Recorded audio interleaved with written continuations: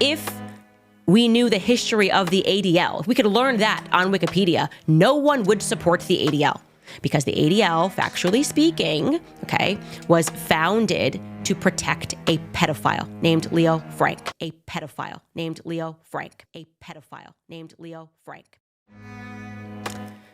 If you don't know where you came from, you know nothing. I mean, that's the reality. When he says that we parked aside wisdom and replaced it with something else, that is the truth. That is what comes from ancestry. There's a certain wisdom that comes from ancestry, which is why it becomes important to understand, well, if we don't know history, we know nothing, everything is becoming an ever-present. What if there was a group of people who could quite literally, knowing every single name, trace, or maybe there's more than one group of people who can do this, straight back to the Bible? That would be so impressive, and they would have so many answers, and they would truly have a leg up in life. And this was something that also crossed my mind, by the way, when Vladimir Putin sat down with Tucker Carlson. And one of my friends, Mike Cernovich, tweeted this mass media freakout that did not want Americans to hear what Vladimir Putin had to say. And he starts out with this, in the 7th century. And then he starts walking through Russian history, like literally started beginning in the 7th century. And where does Ukraine come from? The Russian state became centralized, which was the year of establishment of the Russian state in 862, when there's a city of Novgorod in the northwest of Russia, when they invited Prince Rurik from Scandinavia, from the Vikings, in 862. In 1862, 1,000 years since the establishment of the statehood was marked, and there is a memorial dedicated to that in Novgorod. And Mike Cernovich remarked that Americans have no concept of these blood feuds that could quite literally be dating all the way back to 7th century. Like what he is describing, Vladimir Putin that is, between Ukraine and Russia, he is saying is something that began in the 7th century. That is quite impressive. Again, not something that Americans could quite imagine, least of all when so much of our education is fake, right? Let's talk about Wikipedia as just one example. Wikipedia virtually exists not to actually tell you anything historically, but to obscure things historically. By the slight removal of certain facts, they are able to realize that most people don't have a memory of things that have happened, let's call it even 50 years ago. And all they have to do is keep updating entries and wipe away a few things. And they can give you an entirely new narrative. And it has been long understood that the ADL has been effectively running, that's why I bring up the ADL again, handing Kyrie these demands. They've been running Wikipedia so much that now Wikipedia finds it offensive. So this is a recent article in Haaretz, that's an Israel-based newspaper.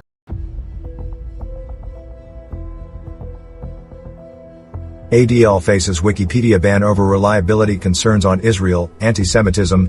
ADL no longer appears to adhere to a serious, mainstream and intellectually cogent definition of anti-Semitism, wrote an editor, whose request for a discussion about the ADL ultimately led to the ban. By JTA, Wikipedia's editors have voted to declare the Anti-Defamation League generally unreliable on the Israeli-Palestinian conflict, adding it to a list of banned and partially banned sources. An overwhelming majority of editors involved in the debate about the ADL also voted to deem the organization unreliable on the topic of anti-Semitism, its core focus.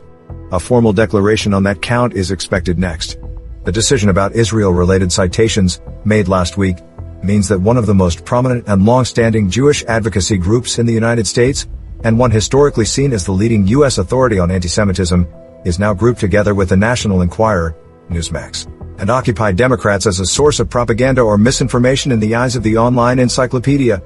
Moreover, in a near consensus, dozens of Wikipedia editors involved in the discussion said they believe the ADL should not be cited for factual information on anti-Semitism as well because it acts primarily as a pro-Israel organization, intends to label legitimate criticism of Israel as anti-Semitism. ADL no longer appears to adhere to a serious, mainstream and intellectually cogent definition of anti-Semitism, but has instead given into the shameless politicization of the very subject that it was originally esteemed for being reliable on, wrote an editor known as Iskander 323, whose request for a discussion about the ADL ultimately led to the ban. where they are saying the ADL faces a Wikipedia ban over reliability concerns on Israel and anti-Semitism. The ADL no longer appears to adhere to a serious, mainstream, and intellectually cogent definition of anti-Semitism, So what they're basically saying is like they're just putting their feelings in there and they're saying a lot of stuff. But I think it's funny that the Wikipedia is saying that just recently happened. No, it's always been that way. And I gave you that example yesterday. If we knew the history of the ADL, if we could learn that on Wikipedia, no one would support the ADL, because the ADL, factually speaking, okay, was founded to protect a pedophile named Leo Frank. This is very relevant. And by the way, I had a wonderful discussion yesterday with this Jewish PhD, a professor named and a writer named David Bashvikin on Twitter, because he heard about my episode talking about Sabbatianism, and I guess he assumed that I was gonna say like, this is what Jews worship, and I was actually saying the exact opposite. So I messaged him privately on Twitter, and we had this wonderful back forth speaking about how Jewish people and Christians actually need to unite and to do the research and to root out these satanic people that have infiltrated both of our faiths, including the Muslim, the Islamic faith as well. There has been an infiltration. And so we were having this back forth, and I was speaking to him about these Frankists and how they literally came to America, and the evidence of that is everywhere. And particularly, yes, this is how the ADL was born. They were born of B'nai B'rith. B'nai B'rith was this Freemason chapter that was based in Atlanta, and Leo Frank was the president of that chapter. He was incredibly wealthy. He ran a local pencil factory. During Passover of 1913, he viciously raped and murdered a young Catholic girl named Mary Fagan, okay?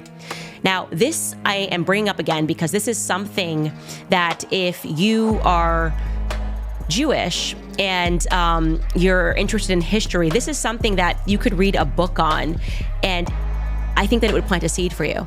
That there are people that are purporting to be Jewish that are lying to you about things that have happened historically and getting you to defend these horrific people, like Leo Frank was a horrific person, on this false idea that what happened to Leo Frank was evidence of anti-Semitism. In fact, there's no evidence when you actually read the facts of his case that anything that happened to him was anti-Semitic. And yet, if you look up this entry on the Leo Frank case on Wikipedia, again, the ADL's controlled it forever, they are still trying to shift the blame of this horrific murder, which I believe was a ritualistic murder that took place because I believe that he was a Frankist. He descended from Jacob Frank. They are still trying to sell to the public that it's plausible that the black janitor did it. That is explicitly racist, okay? You have to be a moron, and I'm saying this with love in my heart, to believe that in 1913 Atlanta, okay, in the segregated South, that the judicial system decided to collude, right, to protect a black janitor, a poor black janitor who raped and killed a white girl. Like, that is just, it never happened, and yet the ADL is still trying to sell it. Was Leo Frank innocent? See, a number of witnesses testified against Leo Frank's wandering hands. An alarming number of witnesses would claim that Leo Frank had a problem with harassing young women at the workplace. Some advocates of Frank's innocence have argued that this testimony was largely tittle-tattle, exaggerated statements designed to portray Frank as a pervert capable of murdering a teenage girl who spurned his advances. In 1913, Atlanta, as with the rest of the South, Jews were a relatively well-integrated and accepted part of the community. The Jewish community were regarded as part of the white population. I want to get Dr. Meyer's opinion on this. Classifying it as white Jew, because we know there's black Jews, you know. How does that make you feel? How does that initially hit you when I say, yeah, you know, if I said black and white Jewish relations? I guess that's mostly what I deal with is in my courses is those interactions. I think, again, in America, most Jews are Ashkenazic Jews who are white. Sometimes part of the problem between the two communities is that some people will take advantage of that, will use their whiteness as a way of promoting themselves, as a way of integrating themselves into whatever community they want to be in, by removing themselves and denigrating themselves from some other community. Right. I find that problematic. Jewishness is categorized as whiteness. Because when you get into this case, you recognize that they are an evil organization. And it's terrifying to think that this evil organization, who in my view, does not support Jewish people at all. That is not their purpose. In fact, like I said, I believe that they are a Frankist organization, as best evidenced by the fact that the ADL, right, decided to remove the Azov battalion, the ones that are carving swastikas into their bodies, the neo-Nazi Azov battalion in Ukraine. Well, they conveniently removed them from the hate list when suddenly they wanted to get behind the war in Ukraine, okay? A person that would remove literal, actual, verifiable neo-Nazis that have carved swastikas into their forehead from the hate list in order to further Zelensky's purposes are probably not looking out for the best interests of the Jewish people, right? So that's just a little nugget for you guys. Look into that case and recognize that not only was Leo Frank incredibly wealthy, they were essentially running this town. Again, he was the superintendent of the factory. His wife was an unbelievably wealthy woman. There's a picture of him right there. He looks evil to me, okay? Named Lucille Selig. If you think with all of that money and all of that power, and he tried to blame it on multiple people, not just this poor black bandit janitor, but there was so much evidence. The evidence was so overwhelming that when that little girl came to pick up her paycheck, that he got her into the office, he lured her into there, raped her, and then killed her, and then tried to get the janitor to write a letter so that he could offset his crime onto a poor black man. The Jewish community were regarded as part of the white population. Anti-Semitism was rare in Atlanta. In this context, it does not seem very likely that so many white Atlantans would be willing to commit perjury to see a fellow white man go to the gallows instead of any of the several black suspects that were also arrested by the police. See, Negroes, on the other hand, we were treated as third-class citizens. Negroes were stripped of many civic and legal rights, segregation, vilified, and often subjected to brutal violence and oppression. Most of the thousands of lynchings that occurred in this period were of black men, often killed if there was even a suspicion that they had attempted to engage in relations with a white woman. See, Leo Frank's defense team did not even attempt to cross-examine any of the teenage girls that testified at the trial that Leo Frank had made sexual advances to them. Here's another key point about the trial of Leo Frank. This is coming from the Leo Frank Case Research Library. It says, after questioning witnesses, carefully reviewing and meticulously deliberating over inquest testimony and grand jury evidence, a grand jury of 21 men, including 4 Jewish members, indicted Leo M. Frank unanimously, 21-0, on Saturday, May 24th, 1913, exactly 4 weeks after Mary Fagan was murdered. The Frankite smearmongers like Dinnerstein and Alfin are essentially making anti-Jewish blood libel smears against one of the most progressive and greatest statesmen of 20th century Georgian history, and claiming Hugh Dorsey was anti-Semite. And so twisted as a racist, he would rather see an innocent white Jew convicted for a crime he did not commit than a guilty African-American pedophile rapist murder die at the gallows for the bludgeoning rape and strangulation of Mary Fagan. Here's another interesting fact about this whole situation. Mary Fagan was murdered on April 26, 1913. That year, Passover began on Monday, April 21st, Feast of the Unleavened Bread on April 22nd, and ended on Monday, April 28th. Is it simply a coincidence that this murder occurred during the Passover? Does it give validity to the blood libel accusations in which it's believed that matzah bread was made from children's blood during the Passover? After all, she was only 13 years old. Again, so overwhelming that you will just be like, what is going on? And there's little tidbits, of course, that are not included in the Wikipedia entry, like the fact that they hated Christians. They did. Okay, that's a fact. And you know what else, Jim? I just want to say this to our Christian friends, you know, just to call it as it is and say it straight out, you know, you guys are worshiping one Jew. That's a mistake. You should be worshiping every single one of us, because we all die for your sins every single day. And that's exactly what's going on here. Yeah. We're all God's firstborn, and we're dying for your sins right now because the Jewish people in the land of Israel are the bulwark against the orcs. Okay? The orcs are coming not to a theater near you, but to your home. Shut up. Wait. We don't do anything illegal. You cannot take us to jail. If you are not involved, please go. Shalom, my friend. We bless you. You're in my country. You come to the United States, you can say whatever you want to say. That is a free world, yes? You're not in the United States. You're in Israel. I understand. You cannot say whatever you want to say here. Yes, you can. It's legal. It is legal to preach about Yeshua. We preach at Damascus Gate. The police said it's okay. We preach at Jaffa Gate. The police say it's okay. Please stop.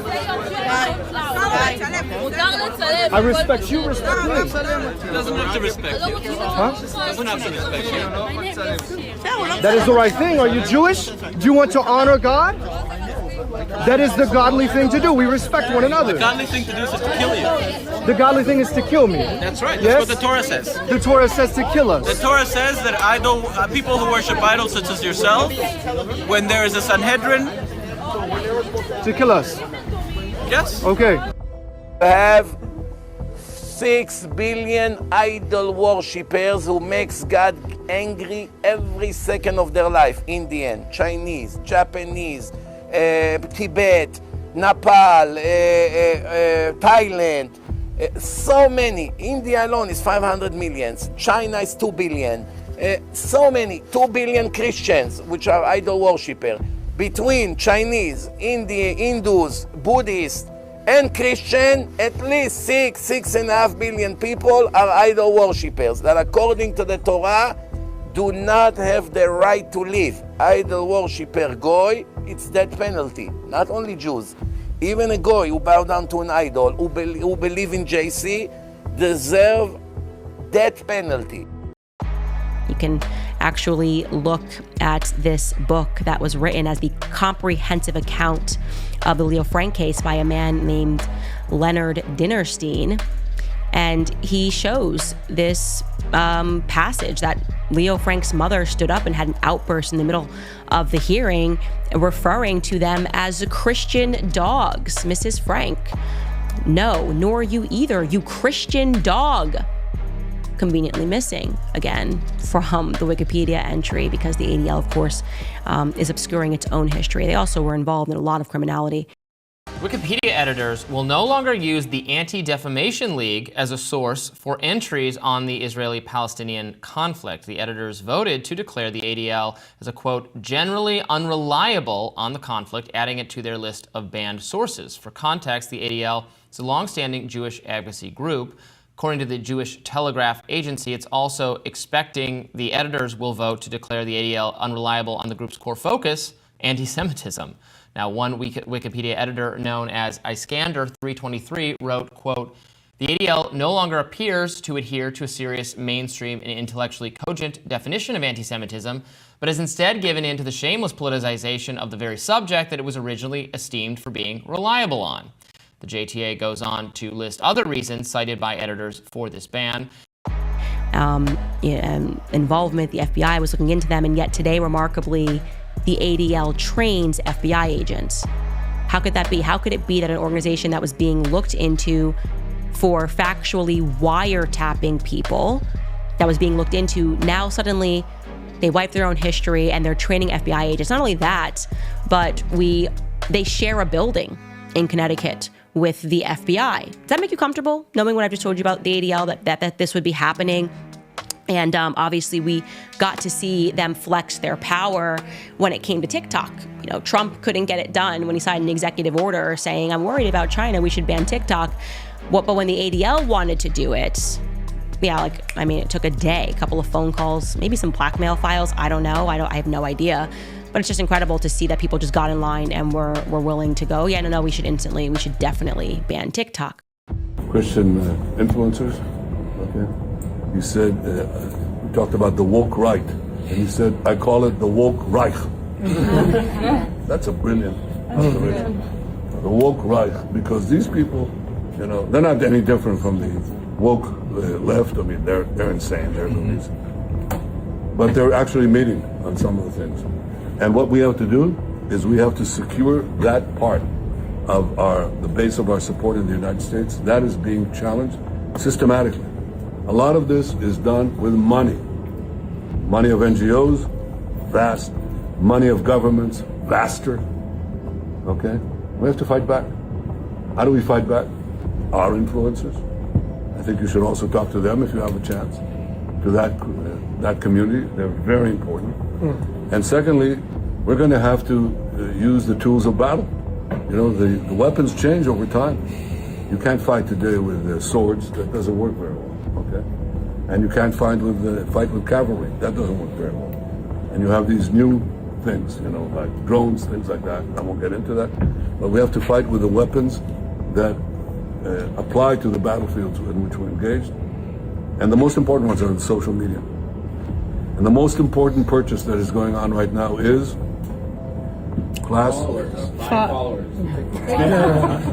TikTok.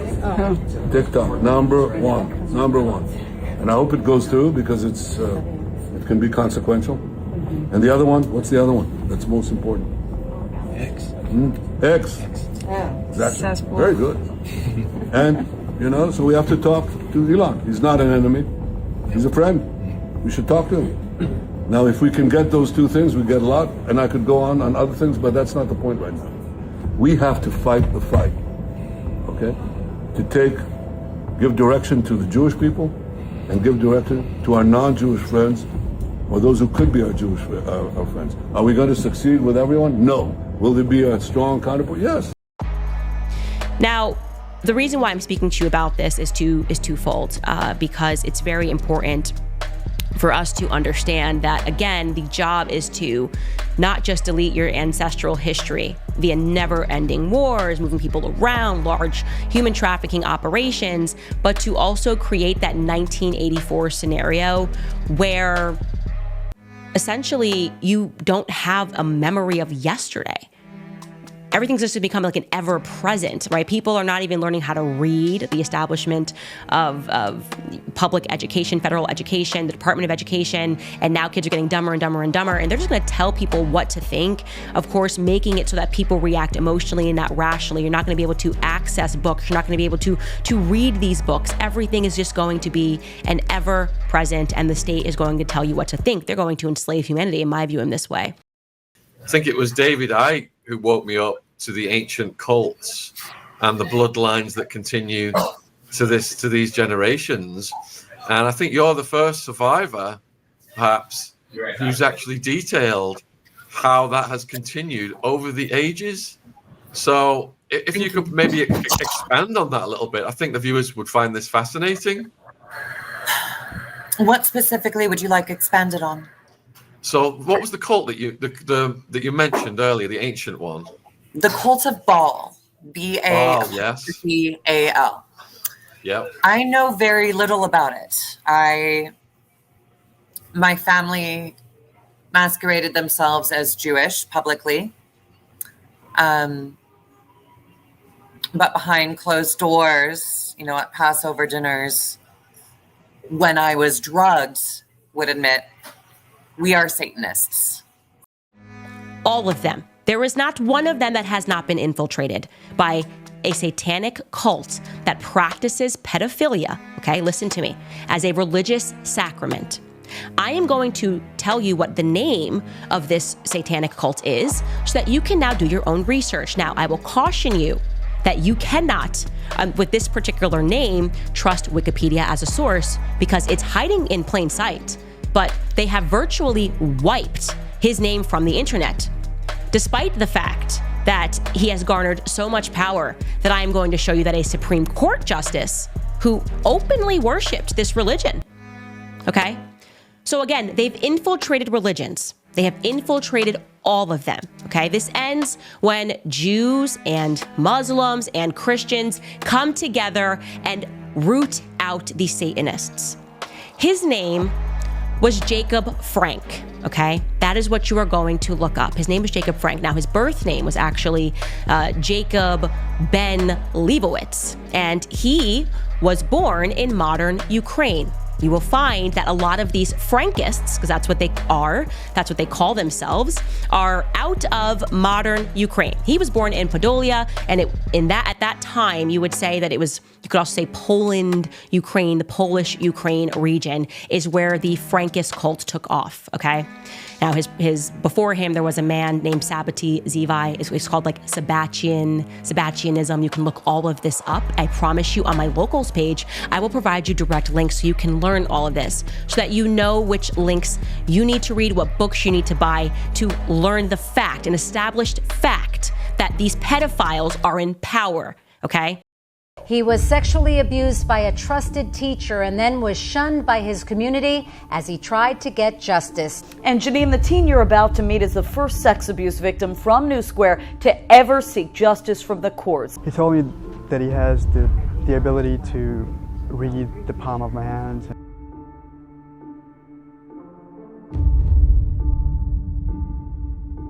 Yossi's life coach started to read other parts of his body. That ritualistic abuse, Yossi says, dragged on 3 times a week for 4 agonizing months, each time Taubenfeld ordering him to stay silent. Now, I learned about this quite accidentally, by the way. I didn't mean to learn about this. I was so shocked. I was coming apart when I learned that Sigmund Freud created psychoanalysis to protect pedophiles. I thought, how could this be? How could Sigmund Freud do this? How could the world not be speaking about this? A guy who worked at the archives, learned German, read his notes, and discovered, this Harvard guy, that he was protecting pedophiles, that psychoanalysis was created as a means to convince rape victims who said, my dad raped me when I was a child, these women that were coming in to see him, that they were crazy. Gaslighting them. No, actually, you're just attracted to your dad. That is the origin story of Sigmund Freud. And I landed upon a book. I believe the book was written, and you can look this up, Skylar. Is it David Bacon? I'm going to look this up, guys, so mind the typing here because I want to make sure I give you this exact book because I was interested in Freud. Let's see what this is called. I think it is David Bacon. I think I got that right. Yes, it's called Sigmund Freud and the Jewish Mystical Tradition, okay? David Bacon is, I'm pretty sure he is a historian. I think he worked at Columbia, but I'm going to look this up for you guys right here, okay? He was a major influence in how the field of psychology implemented the use of statistics, blah, blah, blah. He went to Brooklyn College. He went to Ohio State University. He taught at University of Chicago, Ohio State, Harvard, York University. And he got quite interested in the Jewish mystical tradition and learned that psychoanalytic concepts actually derived from Kabbalah, okay? This is how the Zohar interprets the opening words of Genesis. The Hebrew is Bereshit bara Elohim, which we usually translate, in the beginning, God created. But the Zohar insists on reading the words in the precise order in which they appear in Hebrew. Bereshit, in the beginning, bara, it created, Elohim, God. In the beginning, it created God. The Zohar takes that to mean, in the beginning, infinity created God. Now, what could that possibly mean? God is now the object of the verse, not the subject, which sounds impossible or heretical, but the Zohar, I think, is saying that infinity is the true reality of God. Anything else that we call God is puny. It is utterly absurd to suggest that the people who worship, who deem the Torah to be their holy book, are all worshiping the Kabbalah, the Zohar. What he discovered in his work, right, and when you read that book, you will see this, was that Sigmund Freud was a Kabbalist, and he starts speaking at length about this great Jewish schism that happened when a bunch of Jewish people believed that Jacob Frank was their Messiah, until they realized, and actually Jews were the first one who expelled the Frankists. They said, get the heck out of here, what are you doing? After they had a sexual ritual, they were actually expelled from the region. They realized, what the heck is this? And at that moment, what the Frankists did was there was a mass conversion, because they taught this as a religious rite. You have to deceive and you have to infiltrate. They converted into the Catholic faith, okay? Not all of them. Some of them converted into the Catholic faith, and you will see down the line as you study this that some of them converted back and some of them went to Christians, and that they encouraged over and over again for them to essentially deceive the world through mass conversions. Now, Jacob Frank had a daughter named Eva Frank, and let me tell you how disgusting this Frankist religion is. He had sex with her. It's incestuous, openly incestuous, of course, because this is what their sexual rituals were all about, and he deemed her essentially to be the unholy Mary. Now, how powerful was Jacob Frank? Well, the rumors, which I have not been able to find an actual fact on this, is that he was sponsored by the Rothschilds. Now, again, that's a rumor. What I can tell you is he definitely had a lot of money because he purchased a castle. In Offenbach, Germany, Jacob Frank had a castle. Him and his daughter lived in this castle, and people that were Frankists came to them, they worshipped them, they made sacrifices to them, and of course, they had sexual rituals. This is all, I'm telling you, all of this stuff, it should be blowing your mind, and unbelievably, it's all true, okay? Now, to my French people wondering what the hell happened to your nation. Well, the French Revolution happened to your nation. How did that happen to your nation? Well, the Frankists, during this conversion, and you can look this up, one of the names that Jacob Frank went under, because they taught each other to continually keep changing your names, was a man named Moses de Bruschka. He was Jacob Frank's cousin. He was one of the leaders of the French Revolution. So the Frankists went down to France, and they went to overthrow it in a revolution, because ultimately they believed that they would inherit the earth through deception, through deceptive means, and a ton of sexual rituals along the way, which they believed gave them power. Now, America, if you're thinking, okay, well, Candace, that may have happened in the 1700s, but there's no way that there are Frankists in America, I'm going to ask you to do something right now. Pivot your browser, open up your browser, and I want you to look up the first, and again, I'm doing air quotations here, Jewish Supreme Court Justice. The first Jewish. He's not Jewish. He doesn't worship the Torah. I'll tell you what he worships when you look up. His name is Louis Brandeis. You guys know him because you're thinking Brandeis University. I've heard of that. Well, it's a very powerful family. He had a Supreme Court Justice named Louis Brandeis. And then as you scroll through his Wikipedia, you're going to learn that he kept a photo of Eva Frank on his desk, the unholy, the non-virgin Eva Frank, who from this castle had sexual rituals, incest with her father, who had people bringing her gifts, that the Brandeis family were committed Frankists. They believed in pedophilia. They believed in this as a sacrament, okay? They believed in blood rituals on holidays. They believed that you had to sacrifice people. All of this is in the books, okay? They believed people died in this castle. Blood ritual sacrifice. And this is not libelous, so you can spare me this is blood libel, because again, these people are no more Jews than they are Christians. There is an elite cabal, and the way that they have done this has been absolutely stunning, okay? It's amazing. They've done it through deception. They have convinced a bunch of well-meaning Jews that I grew up with, that you grew up with, the people that we know, of course, are not engaging on Passover in blood sacrifices and things of that nature. They have deluded them into protecting the Frankists when the Frankists get caught. Because they go, oh my God, look, they're saying that a Jewish person did this, anti-Semitism. And then well-meaning Jews who have nothing to do with the Frankists raise up and they protect these people who are pedophiles. What is the ADL? Who is Leo Frank?